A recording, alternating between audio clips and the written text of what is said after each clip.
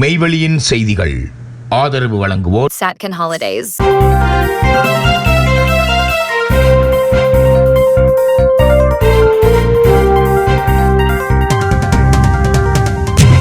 வணக்கம்.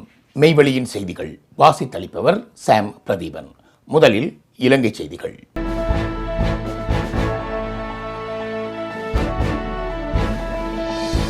முன்னாள் அமைச்சர் பாசில் ராஜபக்சவை கைது செய்ய நீதிமன்றம் உத்தரவு. முன்னாள் அமைச்சர் பாசில் ராஜபக்சவை கைது செய்து நீதிமன்றத்தில் ஆஜர்படுத்துமாறு கோட்டை நீதிவான் நீதிமன்றம் இன்று உத்தரவிட்டுள்ளது.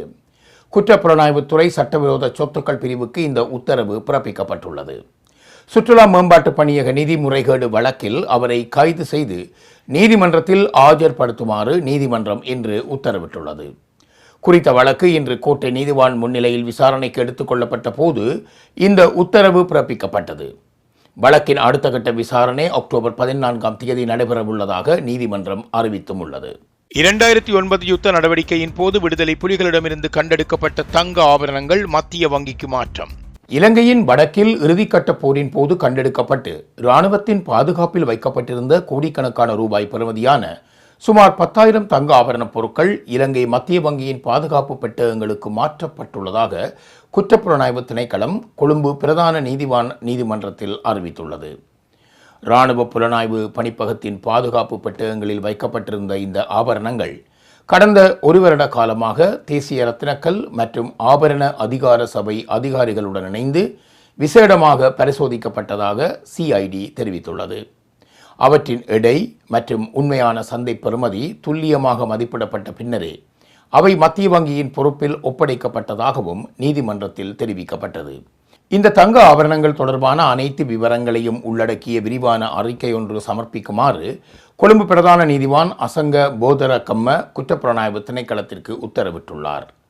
முன்னதாக நீதிமன்றம் வழங்கிய உத்தரவின்படி இராணுவத்தின் வசமிருந்த முழு தங்க தொகுதியும் பரிசோதிக்கப்பட்டு தற்போது மத்திய வங்கியிடம் ஒப்படைக்கப்பட்டுள்ளதாக சிஐடி உறுதிப்படுத்தியுள்ளது.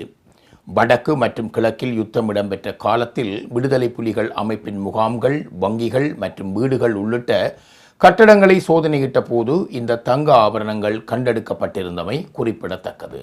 முன்னாள் ஜனாதிபதி மஹிந்த ராஜபக்சவின் புதல்வர் ஜோஷித ராஜபக்சவுக்கு பிணை. லஞ்ச ஊழல் ஒழிப்பு ஆணைக்குழுவினால் கைது செய்யப்பட்ட முன்னாள் ஜனாதிபதி மஹிந்த ராஜபக்சவின் புதல்வர் ஜோஷித ராஜபக்சவை பிணையில் விடுவிக்குமாறு கொழும்பு நீதிவான் நீதிமன்றம் உத்தரவிட்டுள்ளது. சந்தேக நபரை தலா 50 லட்சம் ரூபாய் பெறுமதியான 3 சரீர பிணைகளில் விடுவிக்குமாறு உத்தரவிட்ட நீதிவான் சந்தேக நபருக்கு வெளிநாட்டு பயண தடையும் விதிப்பதாக அறிவித்துள்ளார். லஞ்ச ஊழல் ஒழிப்பு ஆணைக்குழுவின் அதிகாரிகள் மற்றும் சந்தேக நபரின் சட்டத்தரணிகள் முன்வைத்த சமர்ப்பணங்களை பரிசீலித்த பின்னரே கொழும்பு மேலதிக நீதிவான் லஹிரு சில்வா இந்த உத்தரவை பிறப்பித்துள்ளார். இலங்கை கடற்படை மற்றும் பிரித்தானிய கடற்படை அகாடமியில் இணைந்தது தொடர்பான விசாரணைக்கு அமைவாக லஞ்ச ஊழல் ஒழிப்பு ஆணைக்குழு விடுத்த அறிவித்தலுக்கு இணங்க ஜோஷித ராஜபக்ஷ இன்று குறித்த ஆணைக்குழுவில் முன்னிலையாகியிருந்தார்.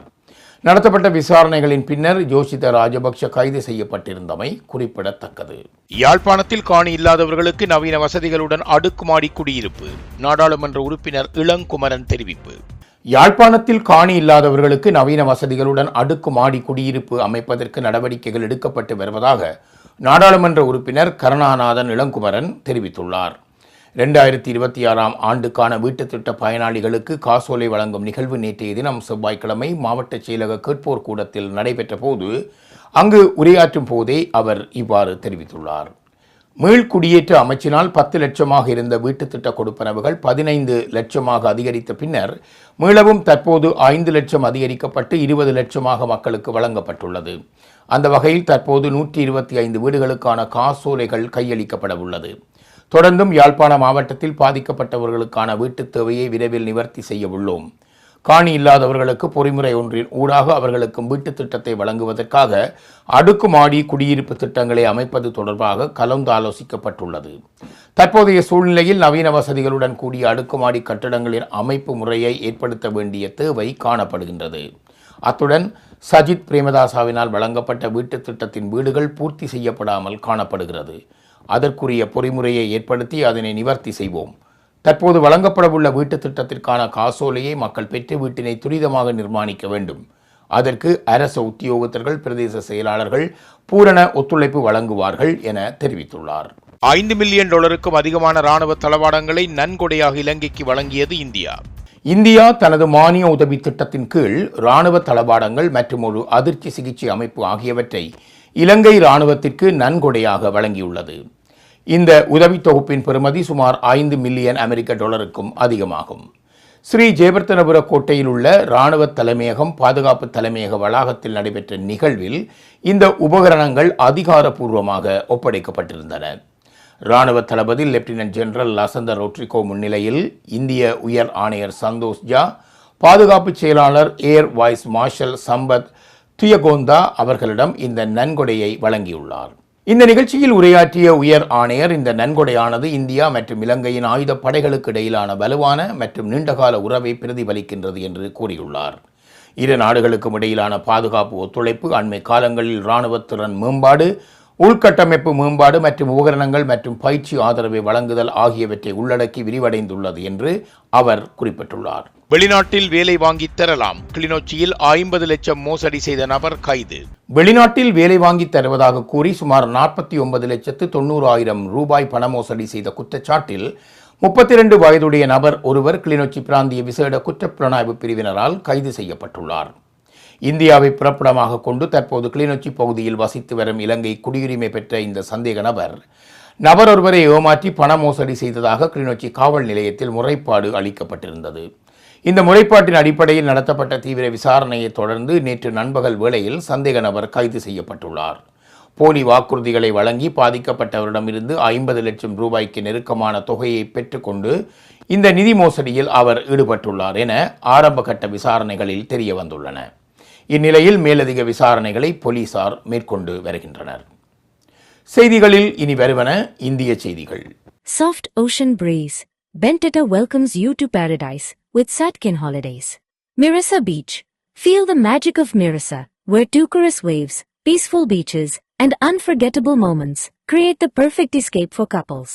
Relax, walk by the shore, and fall in love with every sunset. Weligama.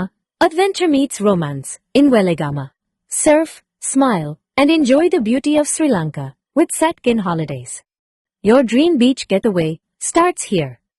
Satkin Holidays. For more info, contact www.satkin.com.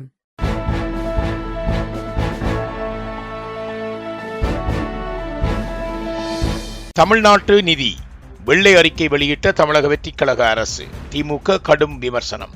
தமிழ்நாட்டின் நிதிநிலை தொடர்பான தமிழக வெற்றிக் கழக அரசு வெளியிட்டுள்ள வெள்ளை அறிக்கைக்கு திமுக முன்னாள் நிதியமைச்சர் தங்கம் தென்னரசு கடும் எதிர்ப்பு தெரிவித்துள்ளார்.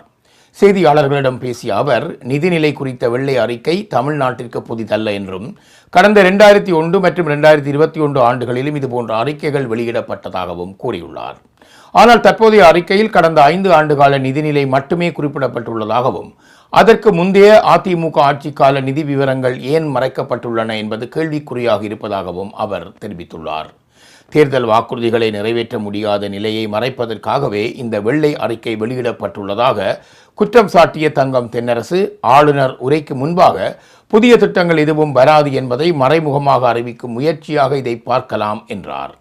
மேலும் தற்போதைய தமிழக வெற்றிக் கழக ஆட்சி தனது 5 ஆண்டு காலத்தை நிறைவு செய்தால் மாநிலத்தின் மொத்த கடன் 20 லட்சம் கோடி ரூபாவை எட்டும் என எச்சரித்த அவர், திமுக ஆட்சிக்கால சராசரி கடன் அளவை விட குறைவாகவே கடன் பெற்று காட்டினால் தாம் வகிக்கும் அனைத்து பொறுப்புகளிலிருந்து விலக தயாராக இருப்பதாக பகிரங்க சவால் விடுத்துள்ளார். முன்னாள் தலைவர் மு.க. ஸ்டாலினுக்கு வக்கீல் நோட்டீஸ், அமைச்சர் ஆதவ் அர்ஜுனாவின் அதிரடி முடிவு. தமிழக பொதுப்பணித்துறை அமைச்சர் ஆதவ் அர்ஜுனா குறித்து முன்னாள் முதல்வர் மு.க. ஸ்டாலின் தனது எக்ஸ் தளத்தில் பதிவிட்ட அவதூறு கருத்துக்களுக்கு எதிராக ஆதவ் அர்ஜுனா தரப்பில் வழக்கறிஞர் நோட்டீஸ் அனுப்பப்பட்டுள்ளது. போதைப்பொருள் கடத்தல் வழக்கில் கைது செய்யப்பட்ட ஜான் பிரிட்டோ என்பவருக்கும் அமைச்சரின் உறவினருக்கும் எந்த தொடர்பும் இல்லை என்றும் திட்டமிட்டே அமைச்சரின் நற்பெயரை கெடுக்கும் வகையில் பொய்யான தகவல்களை ஸ்டாலின் பரப்பி வருவதாகவும் ஆதவ் அர்ஜுனாவின் வழக்கறிஞர் குற்றம் சாட்டியுள்ளார். இந்த அவதூறான கருத்துக்களை 48 மணி நேரத்திற்குள் திரும்ப பெற்று அனைத்து ஊடகங்களிலும் பகிரங்கமாக மன்னிப்பு கேட்க வேண்டும் என்று அந்த நோட்டீஸில் வலியுறுத்தப்பட்டுள்ளது. தவறும் பட்சத்தில் முன்னாள் முதல்வர் ஸ்டாலின் மீது சென்னை எழும்பூர் நீதிமன்றத்தில் கிரிமினல் அவதூறு வழக்கம், சென்னை உயர் நீதிமன்றத்தில் 1 கோடி ரூபாய் இழப்பீடு கேட்டு சிவில் வழக்கம் தொடரப்படும் என்றும் எச்சரிக்கப்பட்டுள்ளது. பொது வாழ்க்கையில் இருப்பவர்களை இழிவுபடுத்தும் நோக்கில் திமுக செயல்படுவதாகவும் ஸ்டாலின் இதற்கு பொறுப்பேற்க வேண்டும் என்றும் வழக்கறிஞர் செய்தியாளர்கள் சந்திப்பில் தெரிவித்துள்ளார். செய்திகளில் தொடர்வன உலகச் செய்திகள்.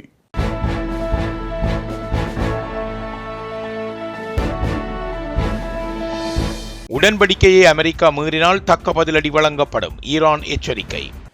அமெரிக்கா மற்றும் ஈரான் இடையே எதிர்வரும் வெள்ளிக்கிழமை உத்தியோகபூர்வமாக கையெழுத்தாக உள்ளதாக கூறப்படும் புரிந்துணர்வு உடன்படிக்கையை அமெரிக்கா மீறினால் அதற்கு தக்க பதிலடி வழங்கப்படும் என ஈரானிய நாடாளுமன்றத்தின் தேசிய பாதுகாப்பு மற்றும் வெளியுறவு கொள்கை குழுவின் தலைவர் இப்ராஹிம் அசிசி எச்சரிக்கையை விடுத்துள்ளார்.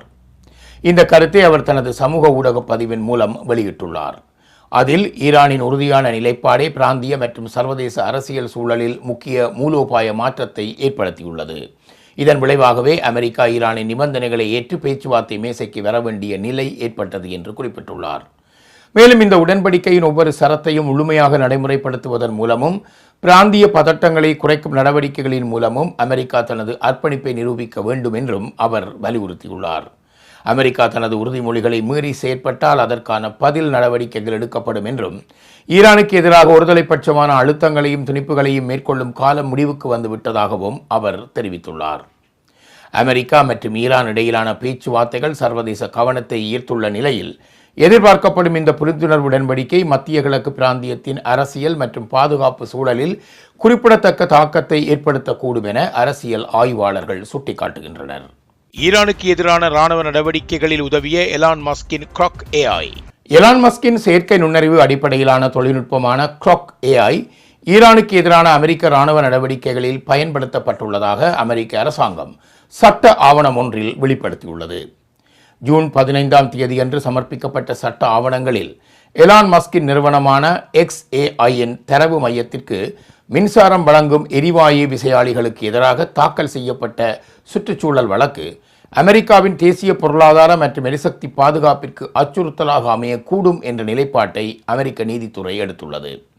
அமெரிக்க ராணுவ நடவடிக்கைகளில் பயன்படுத்தப்பட்டு வரும் செயற்கை நுண்ணறிவின் வளர்ச்சிக்கு இந்த உள்கட்டமைப்பு துணை புரிகிறது என்று அந்த ஆவணங்கள் தெரிவித்தன. அமெரிக்க ராணுவத்தின் ப்ராஜெக்ட் மேவரிக் திட்டத்தில் க்ராக் பயன்படுத்தப்பட்டு வருவதாக அமெரிக்க பாதுகாப்புத் துறையின் செயற்கை நுண்ணறிவு திட்ட தலைவர் கேமரூன் ஸ்டான்லி அளித்த பிரமாண பத்திரம் இந்த கூற்றை நியாயப்படுத்தியுள்ளது. அந்த அறிக்கையின்படி ஆபரேஷன் எபிக் ஃபியூரியின் போது ப்ராஜெக்ட் மேவின் நுண்ணறிவு அமைப்புகள் அமெரிக்க படைகள் 96 மணி நேரத்தில் 2000 வெவ்வேறு இலக்குகளுக்கு எதிராக 2000க்கும் மேற்பட்ட ஆயுதங்களை பயன்படுத்த உதவியுள்ளன. தனது அறிக்கையில் கேமரூன் ஸ்டான்லி க்ராக்கின் அதிகாரபூர்வ பதிப்பை இராணுவ நடவடிக்கைகளில் செயற்பாட்டு திறனை அதிகரிப்பதற்கான ஒரு முக்கிய கருவி என்று விவரித்துள்ளார் என்பதும் குறிப்பிடத்தக்கது. இத்துடன் மெய்வழியின் செய்திகள் நிறைவு பெற்றன. தொடர்ந்தும் எமது மேலதிக செய்திகளை பார்வையிட www.மெய்வழி.com என்ற எங்கள் இணையதளத்தை பார்வையிடுங்கள். அத்தோடு மெய்வழி ஆப்பையும் தரவிறக்கம் செய்து கொள்ளுங்கள். வணக்கம்.